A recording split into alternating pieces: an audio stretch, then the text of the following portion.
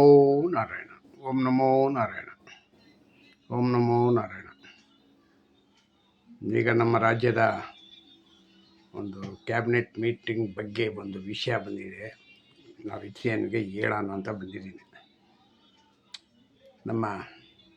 ನಮ್ಮ ರಾಜ್ಯದ ಮುಖ್ಯಮಂತ್ರಿ ನವ ಯುವಕನ ಇಲ್ಲ ನವ ಮುದುಕನ ಗೊತ್ತಿಲ್ಲ, ಏನು ಡಿ.ಕೆ. ಶಿವಕುಮಾರು. ಯಾಕೆಂದರೆ ಅವ್ರಿಗೂ 65-70 ಆಗಿದೆ, 65 ಆಗೋಗಿದೆ ಅಂತ ಇಟ್ಕೊಳ್ಳಿ. ಅರ್ಥ ಆಯ್ತಾ? 64 ಏನು, ಕರೆಕ್ಟು, 64 ವಯಸ್ಸು. 60 ಆದಮೇಲೆ ಅರಳ ಮರಳೋ ತಾನೆ, ಅಂದರೆ ಮುದುಕನೇ. ಆದರೂ ಅವ್ನಿಗೆ ಈಗ ಯುವಕ ಅಂತ ನಾವು ಕರೆಯೋಣ. ಕಾರಣ ಏನಪ್ಪ ಅಂತಂದರೆ, ಈಗ ಮುಖ್ಯಮಂತ್ರಿ ಆಗಿದ್ದಾರೆ. ಮುಖ್ಯಮಂತ್ರಿ ಆಗಿರೋದ್ರಿಂದ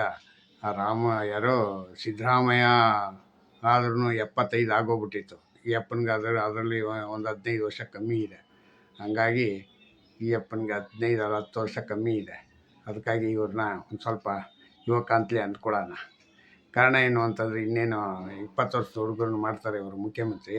ಇವ್ರ ಜೀವನದಲ್ಲೇ ಬರೋಲ್ಲ. ಯಾಕೆ ಹೆಂಗಂದರೆ, ಇವ್ರಿಗೆ ಅದ್ರ ಬಗ್ಗೆ ಮಾಹಿತಿನೇ ಏನು ಅಂತ ಗೊತ್ತಿಲ್ಲ. ಅರ್ಥ ಆಯ್ತು? ಈಗ ನಡೆದಿರ್ತಕ್ಕಂಥ ವಿದ್ಯಮಾನಗಳ ಬಗ್ಗೆ ಯೋಚನೆ ಮಾಡೋದಾದರೆ, 13 ಜನ ಮಂತ್ರಿಮಂಡಲದಲ್ಲಿ ಸೇರಿಕೊಂಡ್ರು. 13 ಜನಕ್ಕೆ ಖಾತೆ ಹಂಚೋದಕ್ಕೆ ಯಾರು ನಮ್ಮ ಡಿ.ಕೆ. ಶಿವಕುಮಾರ್ ಒದ್ದಾಡ್ತಾ ಇದ್ದಾರೆ ಅಂತಂದರೆ, ರಾಮಲಿಂಗಾರೆಡ್ಡಿಗೆ ಅವ್ರ ಸ್ನೇಹಿತರಂತೆ ಸಾಲೋದಕ್ಕೆ. ಸ್ನೇಹಿತರಾದಮೇಲೆ ಸ್ನೇಹಿತರು ಯಾವ ರೀತಿ ಬಿಹೇವ್ ಮಾಡಬೇಕು ಅಂತ ಗೊತ್ತಿಲ್ವ ಅವ್ರಿಗೆ? ಮತ್ತು 40 ವರ್ಷ ರಾಜಕೀಯ ಮಾಡಿದವರು ಯಾವಾಗ ಏನೇನು ಪರಿಸ್ಥಿತಿ ಆಗುತ್ತೆ ಅಂತ ಜ್ಞಾಪಕ ಇರಲ್ವಾ? ಇದು ಒಂದು ದೊಡ್ಡ ವಿಷಯನ. ನನಗೆ ಅದೇ ಖಾತೆ ಬೇಕು, ನನಗೆ ಇದು ಬೇಡ ಹಂಗಂತ ಖಾತೆಗಳಿಗೋಸ್ಕರ ಗುದ್ದಾಟ ಮಾಡಿದ್ರೆ, ಈ ಗುದ್ದಾಟ ಎಲ್ಲಿಗೆ ಹೋಗಿ ನಿಲ್ಲುತ್ತೆ? ಇದರಿಂದ ಏನು ಆರೋಗ್ಯಕರನ? ನೀವು ಗುದ್ದಾಟ ಮಾಡಿದ್ರೆ ಏನು ಜನ ನಿಮಗೆ ಮೆಡ್ಲ್ಗಳು ಕೊಡ್ತಾರಾ? ಏನೂ ಇಲ್ಲ. ಮುಂದೆ ಮಾತ್ರ ನಿಮ್ಮನ್ನು ಹೊಗಳ್ಬೋದು, ಹಿಂದೆ ಆದರೂ ಉಗಿತಾ ಇರ್ತಾರೆ. ಇವನಿಗೇನು ಬುದ್ಧಿಗಿದ್ದಿ ಇಲ್ವಾ ಅಂತ. ಅರ್ಥ ಆಯ್ತಾ? ಬುದ್ಧಿ ಇಲ್ವಾ? ಯಾವುದೋ ಒಂದು ಖಾತೆ ಈಸ್ಕೊಂಡು ಕೆಲಸ ಮಾಡೋರಿಗೆ ಯಾವುದಾದ್ರೇನು ಹೆಣ ಹೊರವನಿಗೆ, ಹಿಂದೆ ಆದ್ರೇನು ಮುಂದೆ ಹೋದ್ರೇನು ಹೆಣ ಹೊರಬೇಕು, ಬರ್ತೀನಿ ಅಂತ ಅನ್ಬೇಕು. ಅದು ಬಿಟ್ಬಿಟ್ಟು ನಾನು ಇಲ್ಲ ಮುಂದೆ ಹೊರಲ್ಲ, ನಾನು ಹಿಂದೆ ಬರ್ತೀನಿ ಅಂತಂದರೆ ಹೆಣ ಕೇಳುತ್ತಾ? ಹಂಗಾಗಿದೆ ಇದು ಸರ್ಕಾರದ. ಕೇಳಲ್ಲ. ಬೇಕಾ ಮಂತ್ರಿ ಪದವಿ ಬೇಕಾ? ಈಸ್ಕೊಂಡು ಅದಕ್ಕೆ ತಕ್ಕಂತೆ ಹೆಂಗೆ ಬೇಕೋ ಹಂಗೆ ಕೆಲಸ ಮಾಡೋದನ್ನು ಕಲಿಬೇಕು. ನನಗೆ ಅದು ಗೊತ್ತಿಲ್ಲ, ಇದು ಗೊತ್ತಿಲ್ಲ, ಏನು ಎಲ್ಲ ಹೊಟ್ಟೆ ಒಳಗೇ ಕಲ್ತ್ಕೊಂಬಂದಿರ್ತಾರೆ. ಏನೂ ಇಲ್ಲ, ಎಲ್ಲ ಬಂದ ಮೇಲೇ ಕಲಿಯೋದು. ಅರ್ಥ ಆಯ್ತಾ? ಆದರೆ ಅದಕ್ಕೆ ತಕ್ಕಾಗೆ ಈಗ ಪ್ರಮಾಣ ವಚನ ಮಾಡಿ 48 ಗಂಟೆ ಆಯಿತು. 48 ಗಂಟೆಯಲ್ಲಿ ರಾಜೀನಾಮೆ ಅಂತ ಬರೆದು ಕೊಟ್ಬಿಟ್ರೆ ಅದನ್ನು ನಿಮ್ಮ ದೊಡ್ಡಸ್ಕೆ ಅಂತಾರೆ. ನಿಮ್ಮ ದೊಡ್ಡಸ್ಕೆ ಅಲ್ಲ, ಅದು ನಿಮ್ಮ ಸಣ್ಣತನ ಅಂತ. ಅರ್ಥ ಆಯ್ತಾ? ಅದನ್ನೀಗ ಕೂತು ಬಗೆಹರಿಸ್ಕೊಳ್ಳೋದು ಬಿಟ್ಬಿಟ್ಟು ರಾಜೀನಾಮೆ ಕೊಡ್ತೀನಿ ಅಂತಂದರೆ ಬ್ಲ್ಯಾಕ್ ಮೇಲ್ ಮಾಡೋದ? ಬ್ಲ್ಯಾಕ್ ಮೇಲ್ಗೆ ಸಾಮಾನ್ಯವಾಗಿ ಯಾರೂ ಒಪ್ಕೊಳ್ಳಲ್ಲ. ಆದರೂ ನಿಮ್ಮ ಅದೃಷ್ಟ ಚೆನ್ನಾಗಿರುತ್ತೆ ಅಂತ ಅನ್ಕೋತೀನಿ. ನಾನೇನಾದ್ರು ಆಗಿದ್ರೆ ಅಲ್ಲಿ ಒಂದೇ ಇದರಲ್ಲಿ ನಿನ್ನ ರಾಜೀನಾಮೆನ ಕೊಟ್ಟ ಅಂಗೀಕಾರ ಮಾಡಿರಿ, ಮುಂದಕ್ಕೆ ಹೋಗೋಣ ಹಂಗಂತ ಹೋಯ್ತಾ ಇದ್ದೆ. ಹಂಗಾಗಿದೆ ಇದು. ರಾಜೀನಾಮೆ ಕೊಡೋ ಅಂಥ ಹಂತಕ್ಕೆ ಹೋಗಿದೆ. ಹೆಂಗಂದರೆ, ನಿಮಗೆ ನಿಮ್ಮ ಇಷ್ಟಕ್ಕೆ ನೀವು ಸರ್ಕಾರ ನಡೆಸೋದಾದರೆ ಜನರುಗಳ ಕಷ್ಟ ಸುಖ ಕೇಳೋದೇನು? ನೀವು ಹಿಂದೆ ಏನೋ ಇದು ಸಾರಿಗೆ ಸಚಿವರಾಗಿದ್ರಿ. ಸಾರಿಗೆ ಸಚಿವರಲ್ಲಿ ಏನು ಕಟ್ಟಾಕ್ಬಿಟ್ಟು ಬಂದಿದ್ದೀರಪ್ಪ ಮಿಸ್ಟರ್ ರಾಮಲಿಂಗಾರೆಡ್ಡಿ? ಅಲ್ಲೇನು ಎಲ್ಲರಿಗೂ ಸಂಬಳ ಸರಿಯಾಗಿ ಕೊಟ್ಬಿಟ್ರಾ? ಸಂಬಳ ಕೊಡ್ಸೋಕ್ಕೆ ಆಗಲಿಲ್ಲ. ಅಲ್ಲಿ 75 ತಿಂಗಳದು ಸಂಬಳ ಕೊಟ್ಟಿಲ್ಲ ಹಂಗಂತ ಅವರು ಸ್ಟ್ರೈಕ್ ಮಾಡಿದ್ರು. ಆ ಸ್ಟ್ರೈಕಲ್ಲಿ ಬರೀ ಮೀಟಿಂಗಲ್ಲಿ ಮುಂದೆ ಹೋಗಿದೆ. ಮತ್ತು ಇನ್ಯಾವಾಗ ಎದ್ದು ಕೂತ್ಕೊತಾರೋ ಗೊತ್ತಿಲ್ಲ. ಅದಷ್ಟರೊಳಗೆ ಇಳಿದು ಬಂದುಬಿಟ್ಟಿದ್ದೀರಾ ಭಯ ಬಿದ್ದು. ಇನ್ನು ನನಗೆ ಯಾಕೆ ಇದ್ರ ವಿಷಯ ಹಂಗಂತ. ಅದಕ್ಕೆ ಆ ಖಾತೆನೇ ಬೇಡ ಹಂಗಂದ್ಬಿಟ್ಟು ಆ ಕಡೆ ತಿರುಗಿ ನೋಡಿದೆ. ಈ ಕಡೆ ತಿರುಗಿ ಕೂತ್ಕೊಂಡಿದ್ದೀರ.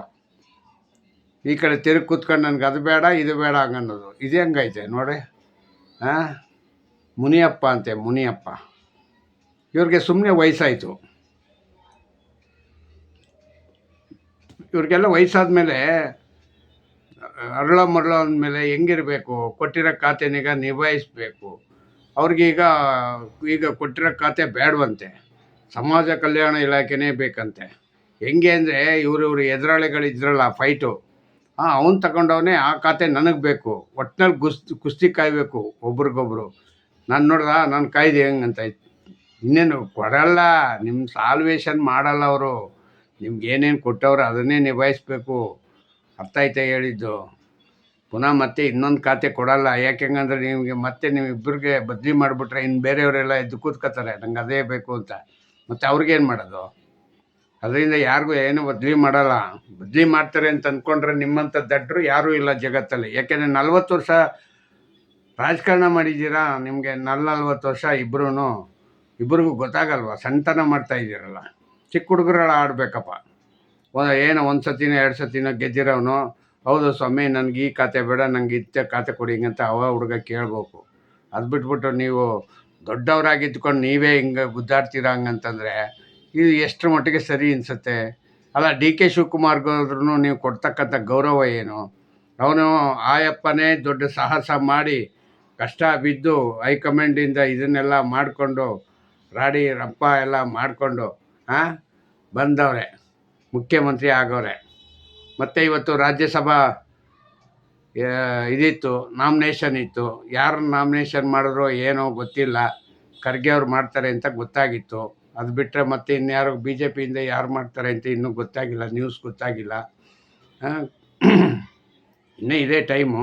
ಇವತ್ತು ಇವರು ಕಾಂಗ್ರೆಸ್ನವ್ರು ಮಾಡ್ತಾಯಿದ್ದಾರೆ. ಅದಕ್ಕೆ ರಾಹುಲ್ ಗಾಂಧಿ ಬಂದವ್ರೆ. ರಾಹುಲ್ ಗಾಂಧಿಯವರು ಹೇಳ್ತಾ ಇದ್ದಾರೆ, ರಾಮಲಿಂಗಾರೆಡ್ಡಿನಿಗ ಮನವೊಲಿಸಿ ಅವ್ರನ್ನೀಗ ಖಾತೆನೀಗ ಒಪ್ಕೊಂಡು ಕೆಲಸ ಮಾಡೋದಕ್ಕೆ ಇದು ಮಾಡಿ, ಯಾವುದೇ ಕಾರಣಕ್ಕೆ ಅವ್ರ ರಾಜೀನಾಮೆನೀಗ ಅಂಗೀಕಾರ ಮಾಡಬೇಡಿ ಹಿಂಗಂತ ರಾಹುಲ್ ಗಾಂಧಿ ಹೇಳ್ತಾರೆ. ಅಷ್ಟೇ ಹೇಳೋಕ್ಕಾಗೋದು, ಇನ್ನೇನು ಹೇಳೋಕ್ಕಾಗತ್ತೆ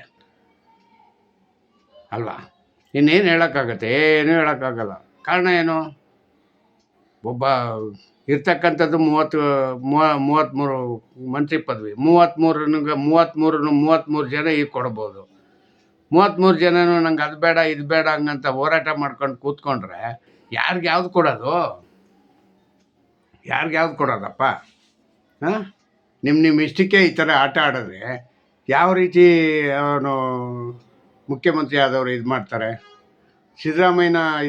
ಸಿದ್ದರಾಮಯ್ಯನವರ ತಂತ್ರನೇ ಇರಬೇಕು. ಒಳಗೆ ಕಳಿಸ್ಬಿಟ್ಟವ್ರೆ, ಅವನ್ನ ನೆಮ್ಮದಿಯಾಗಿ ಬಿಡಬೇಡ್ರಿ, ನೀವು ಈ ಥರ ಒಂದು ಆಟ ಆಡಿಸ್ರಿ ಹಂಗಂತ. ಅದಕ್ಕೆ ಅವರು ಸಿದ್ದರಾಮಯ್ಯನ ಮಾತು ಕೇಳ್ಕೊಂಡು ಈ ಥರ ಒಂದು ಕತೆ ಕಟ್ಟವ್ರೆ ಅಷ್ಟೇ. ಈಗ ಹೋಗಿ ಕೈ ಕಾಲು ಹಿಡೀಲಿ ರಾಮಲಿಂಗಾರೆಡ್ಡಿ ಮನೆಗೆ ಡಿ ಕೆ ಶಿವಕುಮಾರ್, ಮತ್ತು ಏನು ಇದು ಬಂದಿದೆಯಲ್ಲಪ್ಪ ಹೈಕಮಾಂಡು, ಅವರೂ ಬರಲಿ ಅಂತ. ಅವ್ರ ಮನೆ ಹೊಲ್ಸೋಕ್ಕೆ ಹೈಕಮಾಂಡು ಬರಬೇಕು ಈಗ. ಏನಪ್ಪ ರಾಜಕಾರಣ? ಇಷ್ಟೊಂದು ವರ್ಷಾಗಿ ಇಷ್ಟೊಂದು ಇದಾಗಿ ರಾಜಕಾರಣ ಮಾಡ್ತಾರೆ ಅಂತ ನಾನು ಅಂದ್ಕೊಂಡೇ ಇರಲಿಲ್ಲ. ಇದು ಎಲ್ಲ ಸಣ್ಣತನದ ರಾಜಕಾರಣ, ದೊಡ್ಡತನ ಅಲ್ಲ. ಕೊಟ್ಟಿದ್ದನಿಗೆ ಈಸ್ಕೊಂಡು ನಿಭಾಯಿಸ್ಕೊಂಡು, ಏನೋ ಸರ್ಕಾರದಲ್ಲಿ ನಾವು ಎಷ್ಟು ದಿನ ಕೆಲಸ ಮಾಡ್ತೀವಿ, ಏನು ಕೆಲಸ ಮಾಡ್ತೀವಿ, ಹೆಂಗೆ ಮಾಡ್ತೀವಿ ಅಂತ ಗೊತ್ತಾಗಬೇಕು. ಆ ಥರದ್ದೊಂದು ಮಾಡೋಣ ಅಂತ ಏನೂ ಇಲ್ಲವೇ ಇಲ್ಲ. ಬರೀ ಈ ಥರ ಎಲ್ಲ ಒಬ್ರಿಗೊಬ್ರು ಪೈಪೋಟಿ ಮಾಡಿಕೊಂಡು ಸಮಾಜ ಕಲ್ಯಾಣ ಇದಕ್ಕೆ ಮಾದೇವಪ್ಪನ ಕೈಲಿತ್ತು, ಅದಕ್ಕೆ ನಾನು ಮಾದೇವಪ್ಪನ ಖಾತೆನೇ ನಾನು ಈಸ್ಕೋಬೇಕು ಅಂತ ಮುನಿಯಪ್ಪನ ಖಾತೆ. ಇವ್ರದ್ದು ಕೃಷ್ಣ ಬೈರೇಗೌಡನಿಗೆ ಕೊಟ್ಬಿಟ್ಟಿದ್ದೀರಾ, ಕೃಷ್ಣ ಬೈರೇಗೌಡರಿಗೆ ಬೇರೆ ಖಾತೆ ಕೊಡಿ, ನನಗೆ ಆ ಖಾತೆ ಕೊಡಿ ಹಿಂಗಂತ ಕೇಳೋದು ಇವ್ರದ್ದು. ಇದೆಷ್ಟು ಮಟ್ಟಿಗೆ ಸರಿ? ಹಿಂದೆ ಅವರು ಯಾವುದಿದ್ರು ಕಂದಾಯ ಇಲಾಖೆಯಲ್ಲಿದ್ದರು, ಯಾರು? ಕೃಷ್ಣ ಬೈರೇಗೌಡ. ಕಂದಾಯ ಇಲಾಖೆ ಈಸ್ಕೊಳ್ಳಿ, ಈಗ ಕಂದಾಯ ಇಲಾಖೆನೇ ಹೋಗಲಿ, ಅಟ್ಲೀಸ್ಟ್ ಹಂಗಾದರೂ ಮಾಡಿ. ಅದಾಗಲ್ಲ.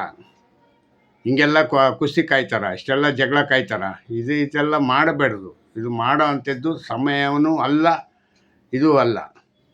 ಅರ್ಥ ಆಯ್ತಾ? ನನಗೆ ಗೊತ್ತಾದಾಗೆ ನನ್ನ ಮನಸ್ಥಿತಿ ರೀತಿಯಾಗಿ ನಾನು ಹೇಳ್ತಾ ಇದ್ದೀನಿ. ರಾಜಕಾರಣಿಗಳು ಹೇಳೋದಕ್ಕೂ ನಾನು ಹೇಳೋದಕ್ಕೂ ತುಂಬ ವ್ಯತ್ಯಾಸ ಇದೆ. ನಾನೊಂದು ಮೀಡಿಯಾ ಯೂಟ್ಯೂಬರ್. ನಾನು ಆ ಯೂಟ್ಯೂಬರಾಗಿ ಏನು ಹೇಳ್ಬೋದು ಅದನ್ನು ಹೇಳಿದ್ದೀನಿ. ಇದು ಎಷ್ಟು ಮಟ್ಟಿಗೆ ಸರಿ ಎಷ್ಟು ಮಟ್ಟಿಗೆ ತಪ್ಪು ಅನ್ನೋದು ಗೊತ್ತಿಲ್ಲ. ಅರ್ಥ ಆಯ್ತಾ? ಆದರೆ ನಾನು ಹೇಳೋದು ಏನಪ್ಪ ಹಂಗಂತಂದರೆ, ಡಿಮ್ಯಾಂಡ್ ಮಾಡಿಕೊಂಡು ನನಗೆ ಅದೇ ಬೇಕು ಇದೇ ಬೇಕು ಅಂತ ಕೇಳೋದ್ರಲ್ಲಿ ಅರ್ಥ ಇಲ್ಲ ಅಂತ ನಾನು ಹೇಳ್ತಾ ಇದ್ದೀನಿ. ಇಷ್ಟು ದಿನ ಎಲ್ಲ ಮುಖ್ಯಮಂತ್ರಿ ಆಗಿಲ್ಲ ಅಂತ ಪಾಪ ಅವರು 1 ವರ್ಷದಿಂದ ಹೋರಾಟ ಮಾಡಿ ಮುಖ್ಯಮಂತ್ರಿ ಆಗಿ ಬಂದು ಕೂತ್ಕೊಂಡು ಆದಮೇಲೆ ತಗೋ ಇಲ್ಲಿ ನೀವು ನನ್ನ ಮಂತ್ರಿ ಪದವಿಗೆ ಕೂತು ಬಂದಿದೆ, ನನಗೆ ಅದು ಬೇಕು ಇದು ಬೇಕು ಅಂತ ಗುದ್ದಾಟ ಮಾಡಿದ್ರೆ ಆ ಯಪ್ಪ ಏನು ಮಾಡಬೇಕು? ಅವರು ಡಿ ಕೆ ಶಿವಕುಮಾರ್ ಮನಸ್ಥಿತಿ ಏನಾಗಬೇಕು ಹೇಳಿ? ಅಲ್ಲ ರೀ, ಈಗ ಒಂದು ವೇಳೆ ಮುನಿಯಪ್ಪ ಅವರೇ, ಅಲ್ಲ ಮಿಸ್ಟರ್ ರಾಮಲಿಂಗಾರೆಡ್ಡಿ ಅವರೇ, ಮುಖ್ಯಮಂತ್ರಿ ಚೇಂಜೇ ಆಗಿರಲಿಲ್ಲಪ್ಪ, ಆವಾಗ ನಿಮ್ಮ ಖಾತೆ ನೀವೇ ನಿರ್ವಹಿಸ್ಕೊತಾ ಇದ್ರಾ 5 ವರ್ಷ? ಅಲ್ವಾ? ಚೇಂಜ್ ಆಗಿದ್ದಕ್ಕೆ ತಾನೇ ಇಷ್ಟೆಲ್ಲ ರಾಮಾಯಣ. ನೀವೇನು ಖಾತೆಗಳು ಮಾಡ್ತಾಯಿದ್ರು ಅದನ್ನು ಹಂಗೆ ಮಾಡ್ತಾಯಿದ್ರಿ. ನೀವು ಯಾರು ಅವಾಗ ಮಾತೇ ಆಡ್ತಾ ಇರಲಿಲ್ಲ. ಮುನಿಯಪ್ಪನಿಗೂ ಹೇಳೋದು ಇದೆ. 5 ವರ್ಷ ಕಂಪ್ಲೀಟ್ ಮಾಡಿದ್ರೆ ಏನಾಗೋಯ್ತು ನಿಮ್ಮ ಗಂಟು? ನಿಮಗೆ ಇಷ್ಟ ಬಂದಿದ್ದನ್ನು ಅವಾಗೇನೋ ದುಡ್ಡು, ಅಯ್ಯೋ ನಂದು ಎಲ್ಲರೂ ಎಲ್ಲ ಇದರಲ್ಲೂ ದುಡ್ಡು ಬರ್ತದೆ. ಆದರೆ ನೀವು ಮಾಡ್ತಕ್ಕಂಥ ಕೆಲಸದ ಮೇಲೆ ದುಡ್ಡು ಬರೋದು, ಸುಮ್ಮನೆ ದುಡ್ಡು ಬರಲ್ಲ. ಖಾತೆನಲ್ಲಿ ಏನೂ ಬರಲ್ಲ. ಅರ್ಥ ಆಯ್ತಾ? ನೀವು ಹೋಗಿ ಬೇಕಾದ್ರೆ ಸೋಮಣ್ಣ ಹತ್ರ ಟ್ರೈನಿಂಗ್ ತೊಗೊಳ್ಳಿ. ಅವ್ನಿಗೊಂದು ಬಂದಿಖಾನೆ ಅಂತ ಒಂದು ಖಾತೆ ಕೊಟ್ಬಿಟ್ಟು, ಬಂದಿಖಾನೆ ಅಂತಂದರೆ ಇದು ಇದೆಯಾ, ಇದಕ್ಕೆ ಇಷ್ಟು ಕೆಲಸ ಎಲ್ಲ ಮಾಡ್ಬೋದು ಹಂಗಂತ ನಿರೂಪಣೆ ಮಾಡ್ಬಿಟ್ಟು ಬಂದಂಥ ಸೋಮಣ್ಣ. ಆ ಯಪ್ಪನ ಹತ್ರ ಕಲೀರಿ ಪಾಠ. ಅರ್ಥ ಆಯ್ತಾ?